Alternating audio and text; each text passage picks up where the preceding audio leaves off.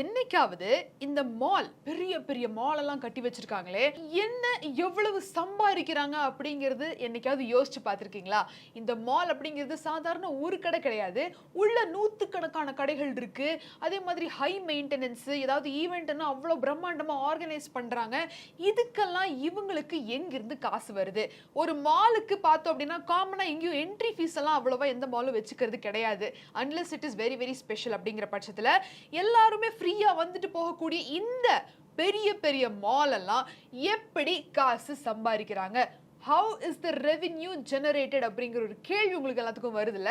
So இன்னைக்கு நம்ம இந்த வீடியோல ஒரு மால் கட்டுறதுக்கு எவ்வளவு செலவாகுது, எந்தெந்த மாதிரியான வாடகை மாடல்ல மால்ஸ் வேற வேற ஸ்டோர்ஸுக்கு ரெண்டலுக்கு விடுறாங்க, அதே மாதிரி எவ்வளவு சம்பாதிக்கிறாங்க, எவ்வளவு செலவாகுது அப்படிங்கிற எல்லா விவரத்தையும், அந்த மாலோட பிசினஸ் மாடல் எப்படி இருக்கு அப்படிங்கிற விவரத்தையும் பார்க்கலாம்.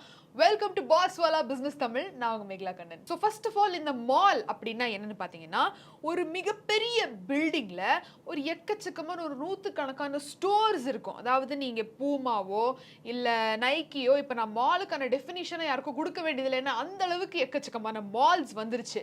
ஸோ ஒரு இடத்துலயே சாப்பாட்டுல இருந்து, துணி கடையில இருந்து, புக் ஸ்டோர்ல இருந்து, மற்ற கிராசரி, சூப்பர் மார்க்கெட்னு எல்லாமே ஒரே இடத்துல பெரிய ஹை மெயின்டைன்டு பில்டிங் குள்ள இருக்கிறது தான் மால். சோ அப்பேற்பட்ட மால்ல இருந்து எவ்வளவு சம்பாதிக்கிறாங்க அப்படிங்கறத பாக்குறதுக்கு முன்னாடி இத கட்டுறதுக்கு எவ்வளவு நிலம் தேவைப்படுது, எவ்வளவு செலவாகுது அப்படிங்கிற அந்த ஒரு ஐடியாவை பார்க்கலாம். சோ இதுக்கான செலவு எச்சு கம்மி எப்படின்னு பாத்தீங்கன்னா, கம்ப்ளீட்லி டிபெண்ட்ஸ் அப்பான் எந்த மாதிரி ஏரியால லேண்டை சூஸ் பண்றாங்க, எந்தெந்த மாதிரி ஃபெசிலிட்டிஸ் மால்ல வைக்கணும் அப்படின்னு விருப்பப்படுறாங்க, அதே மாதிரி லொகேஷன் சொல்லி இது மேலதான் காஸ்ட் வேரி ஆகும். சோ மால் அப்படின்னு உடனே எந்தெந்த சிட்டிஸ்ல இதை இன்ஸ்டால் பண்றாங்க, அதிகமா பண்ணிருக்காங்க அப்படின்னு பாத்தீங்கன்னா, டெல்லி, ஹைதராபாத், சென்னை, அதுக்கப்புறம் பெங்களூர், இந்த மாதிரி சிட்டிஸ்ல இன்ஸ்டால் பண்றதா நிறைய மக்கள் போறக்கூடிய அந்த ஒரு ஜனத்தொகை அதிகமா இருக்குன்னு சொல்லி நான் மாலை புதுசா கட்டணும் அப்படின்னு விருப்பப்படுறவங்க கூட இந்த சிட்டிஸ் தான் சூஸ் பண்றாங்க.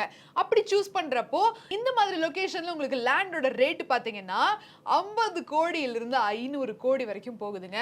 சோ ஒரு லேண்ட், அந்த மினிமம் உங்களுக்கு அந்த மால் கட்டுறதுக்கான லேண்ட் சைஸ் எவ்வளவு இருக்குன்னு பாத்தீங்கன்னா 10 இருந்து 15 ஏக்கர்ஸ் வரைக்கும் தேவைப்படும். ஏன்னா உள்ளுக்குள்ள அவ்வளோ ஷாப்பிங் ஸ்டோர்ஸ் வர போறதுனால அவ்வளோ இடம் இருந்தாதான் ஒரு சஃபிஷியன்டான மாலை உங்களால கட்ட முடியும். ஸோ அந்த லேண்டுக்கு மட்டுமே எவ்வளவு செலவாச்சு அப்படின்னு பாத்தீங்கன்னா, அதுக்குள்ள எக்கச்சக்கமான விஷயங்களை கன்ஸ்ட்ரக்ட் பண்ணும். இன்டீரியர்ஸ்க்கு மட்டுமே பல கோடிகள் செலவாகும். அது தாண்டி ஃபெசிலிட்டிஸ், ஸ்டாஃப், லேபர், இவங்க இல்லைன்னா மாலை ரன் பண்ணவே முடியாது. ஸோ இதுக்காகவே தனியா ஒரு 100 கோடி எடுத்து வச்சாதான் இது எல்லாமே சஃபிஷியன்டா பண்ணி அட்ராக்டிவா வைக்க முடியும் மக்களுக்காக. ஸோ மொத்தத்துல ஒரு மீடியம் ரேஞ்சில இருந்து ஆரம்பிச்சு ஒரு சூப்பரான லக்ஸூரியஸ் மாலை கட்டணும் அப்படின்னா 500 இருந்து 1000 கோடி வரைக்கும் ஆகுதுன்னா பாத்துக்கங்க. உதாரணத்துக்கு இந்த எக்ஸ்பிரஸ் அவென்யூ மால் எல்லாம் பாத்தீங்கன்னா 1.75 மில்லியன் ஸ்கொயர் ஃபீட் நிலப்பரப்புல அந்த மாலை கட்டியிருக்காங்க. இவங்களோட இந்த ஆனுவல் எஸ்டிமேட்டட் ரெவென்யூ எவ்வளவுன்னு பாத்தீங்கன்னா 100 இருந்து 200 கோடி ரூபாய் வரைக்கும் வருஷம் இவங்க சம்பாதிக்கிறாங்கன்னா பாருங்க. ஆனா இந்த இவ்வளவு காசு போட்டு கட்டுறாங்களே, இவங்க எப்படி லாபம் பார்ப்பாங்க, எங்கிருந்து இவங்களோட ரெவென்யூ சோர்ஸ் ஜெனரேட் பண்றாங்க அப்படிங்கிற ஒரு கேள்வி உங்க எல்லாத்துக்கும் வரலாம். பாயிண்ட் நம்பர் 1, மால் எல்லாம் கட்டி வச்சுட்டு அதுல வரக்கூடிய மெயினான இன்கம் சோர்ஸ் எது தெரியுங்களா? ரெண்டல் இன்கம் தான். சும்மா உள்ள மால்குள்ள போய் பாத்தீங்க அப்படின்னா எக்கச்சக்கமான ஷாப்பிங் ஸ்டோர்ஸ் மட்டுமே இருக்கும். ஃபார் எக்ஸாம்பிள் இந்த மெக்டி ஆகட்டும், பர்கர் கிங்ஸ் ஆகட்டும், KFC ஆகட்டும், இதெல்லாம் ஃபுட் கோர்ட்லயே ஒரு 10 கடைகள் வந்துடும். அதுக்கப்புறம் இந்த ஷாப்பிங், இந்த கிளாத் ஷாப்பிங் அப்படின்னு பார்க்குறப்போ லைஃப் ஸ்டைல், பேண்டலூன், ஜூடியோ மாதிரியான கடைகள் இருக்கு. அதுக்கப்புறம் சரி எனக்கு இந்த பியூட்டி அது வேணும்னா இந்த சுகரு, மேக்கு, அதே மாதிரி நைக்காவோட ஸ்டோர் எல்லாமே இப்போ நிறைய வந்துருச்சு. ஸோ இந்த மாதிரி ஒரு விஷயத்துக்கும் ஒரு 10 கடைகள் அங்கே ஷோ அப் ஆக ஆரம்பிச்சிருச்சு. ஸோ இவங்க எல்லாம் வாடகை கொடுத்துருப்பாங்க. அந்த வாடகை கொடுக்கறது, ரெண்டல் போறதுக்குமே 3 பிசினஸ் மாடல் இருக்கு.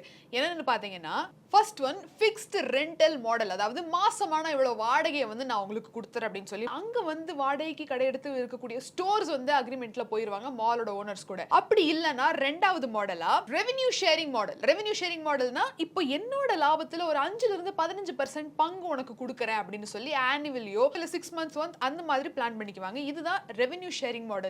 அடுத்ததா ஹைபிரிட் மாடல்.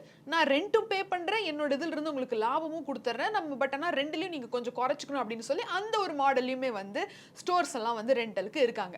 சோ இந்த சோர்ஸ் மூலமா தான் மால்ஸ் எல்லாம் மெஜாரிட்டி ஆஃப் தேர் இன்கம் பண்ணிட்டு இருக்காங்க. ஏன்னா மால்ஸ் ஃபிக்ஸ் பண்ற அந்த ஒரு ரெண்ட் பிரைஸ் பாத்தீங்கன்னா சாதாரணமா ரோட்டு கடையில ஒரு இடம் வாடகைக்கு போகுதுன்னா அந்த பிரைஸ் இருக்காது. அதை விட 3 மடங்கு 4 மடங்கு அதிகமா இருக்கும் மால்ல நீங்க ஏதாவது கடை போடணும் அப்படின்னா. அது உங்களுக்கே தெரியும்.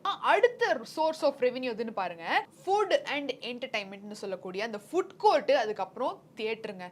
எந்த மால்ல தான் தியேட்டர் இல்ல இப்பெல்லாம்? எல்லா மால்லையும் மேக்ஸிமம் பிவிஆர் இல்ல அயனாக்ஸ் வந்துட்டாங்க.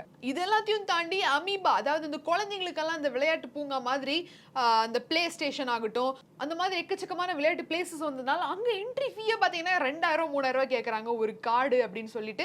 ஸோ இதுவுமே ஒரு பயங்கரமான ரெவென்யூவை ஜென்ரேட் பண்ணிட்டு இருக்கு. இந்த ஃபுட் கோர்ட்ல யார் என்ன வாங்குறாங்களோ இல்லையோ எல்லாமே 100 ரூபாய்க்கு மேலதான் அப்படின்னு சொன்னா கூட ஒரு குடும்பத்தோட போயிட்டோம் அப்படின்னா சரி இதையாவது நம்மளால வாங்கி கொடுக்க முடியாதா அப்படின்னு சொல்லி அந்த குடும்ப தலைவன் வாங்கி கொடுத்து அங்கேயும் ஒரு பர்ச்சேஸ் பண்ணிட்டு வர மாதிரியான ஒரு பிளேஸ் தான் அந்த food court. So food court, இந்த என்டர்டைன்மெண்ட், அப்புறம் குழந்தைகள் விளையாடக்கூடிய அந்த ஒரு இடமா அட்ராக்ட் பண்ணக்கூடிய அந்த ஒரு இடத்துல இருந்து நிறைய ரெவென்யூ ஜென்ரேட் பண்ணிட்டு இருக்காங்க. இன்னொரு முக்கியமான சோர்ஸ் என்னன்னு பாத்தீங்கன்னா அட்வர்டைசிங் அண்ட் பிராண்டோட ப்ரொமோஷன்.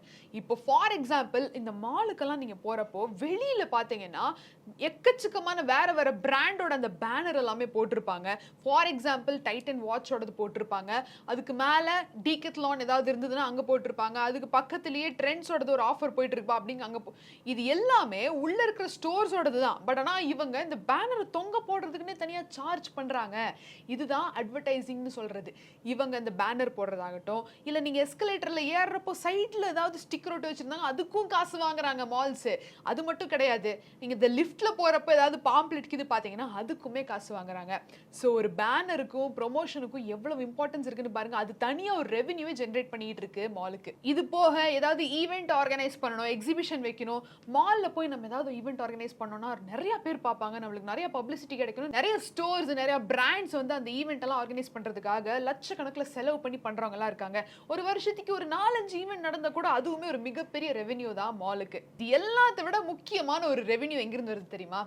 பார்க்கிங் லாட்ல இருந்து. இது வந்து நம்மளுக்கு தெரியாத ஒரு உண்மை. ஒரு 4-5 ஃப்ளோர் ஸ்டோரேட் உள்ள மாலை கட்டியிருக்காங்க அப்படின்னா அதுக்கு கீழே ஒரு 2 ஃப்ளோர் பார்க்கிங்காகவே விட்டு கட்டுவாங்க எந்த ஒரு மாலா இருந்தாலும். ஏன்னா வெளியில எந்த விதமான கியோட்டிக் சீன், இந்த பார்க்கிங் பிரச்சனை எல்லாம் உருவாக்க கூடாதுன்னே மால் எப்பவுமே பார்க்கிங் ஸ்பேஸ் விட்டு தான் அவங்க மாலை கட்டுவாங்க. அப்படி இருக்கிற பட்சத்துல நீங்க குடும்பத்தோட போறா கார்ல போவீங்க, அப்படி இல்லைன்னா 2 வீலர்ல போவீங்க. ஏன்னா மாலுக்கு போறதுன்னு முடிவானதுக்கு அப்புறம் ஜாலியா போலாமே அப்படிங்கிற அந்த ஒரு மைண்ட் செட்ல நீங்க வண்டி எடுத்து தான் தீருவீங்க. வண்டி எடுத்துட்டு போனதுக்கு அப்புறம் அங்க எங்கேயோ கொண்டு போய் நிக்க வச்சுட்டு நான் மால்லாம் சுத்தி பார்த்துட்டு வரதுக்குள்ள ஒரு 4 மணி நேரம் ஆயிரும். அது வரைக்கும் என் வண்டியை ரோட்ல எங்க நிக்க வைக்கிறது? ஆனா அதை தூக்கிட்டு போயிடுவான், போலீஸ்காரன் வந்து நோ பார்க்கிங்ல வண்டி நிறுத்திட்டு ஏதாவது கம்ப்ளைண்ட் போடுவான்னு சொல்லிட்டு நம்ம என்ன பண்ணுவோம்? பார்க்கிங்ல போய் ஒரு 100 ரூபா செலவானாலும் பரவாயில்ல, சேஃப்டி தான் முக்கியம்னு சொல்லி அங்க நிறுத்துவோமா இல்லையா? அதுதான் நல்லதும் கூட. பட் ஆனா அங்க ஒரு மிகப்பெரிய ரெவென்யூ ஜெனரேஷன் நடந்துகிட்டு இருக்கு. உதாரணத்துக்கு ஒரு நாளைக்கு ஒரு 700 பைக் வந்து நிக்குதுன்னு வச்சுக்கலாம். ஒரு பைக்கு ஒரு 50 ரூபா சார்ஜ் பண்றாங்கன்னா கூட ஒரு நாளைக்கு 35,000 ரூபாய் ஆச்சு. மாசம் 10,50,000 ரூபாய் ஆச்சு. அது பைக்குக்கு. அப்படியே காருக்கு வந்தோம்னு வச்சுக்கோங்களேன், ஒரு நாளைக்கு ஒரு 500 கார் போடலாம். கண்டிப்பா கார்ல வர்றவங்க யாரும் ரோட்ல கார் நிறுத்திட்டு எங்கிருந்தோ நடந்தெல்லாம் மாலுக்கு வரமாட்டாங்க. கார் வாங்குறதுக்கு காசு இருக்கு, காரை எடுத்துட்டு வர்றதுக்கு முடிவு பண்றது அளவுக்கு தெம்பு இருக்குங்கிறப்போ கண்டிப்பா காரை பார்க்கிங்ல தான் நிறுத்துவாங்க. அந்த கணக்குல பார்த்தோம்னா கூட ஒரு நாளைக்கு ஒரு 500 கார் வச்சுக்கலாம். அந்த காருக்கு ஒரு 80 ரூபா வச்சுக்கலாமே, ஏன்னா 4 வீலர் அப்படிங்கிறதுனால. அப்படி பார்த்தா கூட ஒரு நாளைக்கு 40,000 ரூபாய் ஆச்சு. மாசம் 12 லட்சம் ரூபாய் ஆச்சு. ஏறத்தாழ எச்சு கம்மி என்ன பண்ணாலும் பார்க்கிங் லாட்ல இருந்தே மாசம் 20 லட்சம் ரூபாய்க்கான ரெவென்யூவை சூப்பரா அள்ள முடியும் மால். சோ இப்போ உங்களுக்கு புரிஞ்சிருக்கும்னு நினைக்கிறேன் மால்ஸ் எல்லாம் எந்த மாதிரியான ஒரு இதுல இருந்து ரெவென்யூவை ஜெனரேட் பண்ணிட்டு இருக்காங்க அப்படிங்கிறது. இது எதுவுமே சாதாரண ரெவென்யூ கிடையாது. அட்லீஸ்ட் வருஷத்துக்கு ஒரு 500 கோடியாவது அப்படியே அடிச்சு புடிச்சு எடுத்துடுறாங்க. இது ரொம்ப ரொம்ப ஆவரேஜான ஒரு விஷயம். ஸோ எக்ஸாக்டா மால் எல்லாம் எவ்வளவு சம்பாதிக்கிறாங்க அப்படிங்கிற ஒரு நெட் ரெவென்யூவை நம்மளால சொல்லவே முடியாது. ஏன்னா ஒரு மால் ஒரு மாதிரியான ஃபெசிலிட்டிஸோட ஒரு மாதிரி ரெவென்யூ ஜெனரேஷன் பிளான்ஸோட இருப்பாங்க. ஆக மொத்தத்தில் இவங்க எல்லாம் கோடியில தான் புரண்டு வளர்றாங்க அப்படிங்கிறது ஒன்று மட்டும் உறுதியாக சொல்லிக்கலாம். இப்போ இன்னொரு கேள்வி வரலாம், அப்போ உள்ள நடத்தக்கூடிய அந்த ஸ்டோர்ஸுக்கெல்லாம் ஃப்ரான்ச்சைசி மாடல் ஏதாவது இருக்குன்னா கண்டிப்பா இருக்கு. ஃபார் எக்ஸாம்பிள் நீங்க மெக்டியோட ஃப்ரான்ச்சைஸ் எடுத்து நடத்தணும், கேஎஃப்சியோட ஃப்ரான்ச்சைஸ் எடுத்து நடத்தணும், அதை மால்ல நடத்தணும் அப்படிங்கிறப்போ அந்த ஒரு மாடலுமே பிசினஸ் மாடலுமே கேஎஃப்சி கிட்ட இருக்கு. ஸோ அவங்களும் உங்களுக்கு உதவியும் செய்வாங்க, நீங்க எடுத்து கூட நடத்த ஆரம்பிக்கலாம். ஸோ இந்த ஒரு டீட்டெயில் வேணும் அப்படின்னா காமெண்ட் செக்ஷன்ல சொல்லுங்க. செப்பரேட்டா இத பத்தின ஒரு வீடியோவே போடலாம்.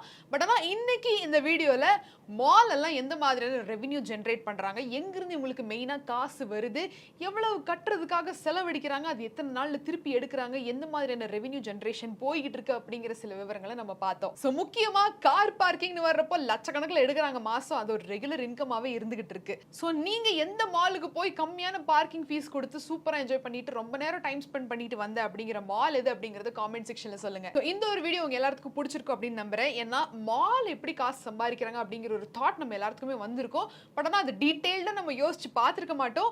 சோ அப்பேற்பட்டவங்களுக்கு இது ஒரு நல்ல வீடியோவா இருந்திருக்கும் அப்படின்னு நான் நம்புறேன். உங்களுக்கு ஏதாவது சஜஷன்ஸ் இருக்கு அப்படின்னா காமெண்ட் செக்ஷன்ல தெரியப்படுத்துங்க. இல்ல உங்களுக்கு ஏதாவது பிசினஸ் ஐடியாஸ் இருக்குன்னா அதையும் தெரியப்படுத்துங்க. அதை பத்தியும் நம்ம பேசுவோம். சோ மீண்டும் ஒரு சுவாரஸ்யமான பகுதியில நான் உங்களை வந்து சந்திக்கிறேன். Until then, it's Megla Kannan signing off. நன்றி, வணக்கம். இந்த மாதிரி எக்கச்சக்கமான பிசினஸ் ஐடியாஸ்க்கு நம்ம பாஸ் வாலாவை டவுன்லோட் பண்ணிக்கோங்க. Boss Wala. Be the boss.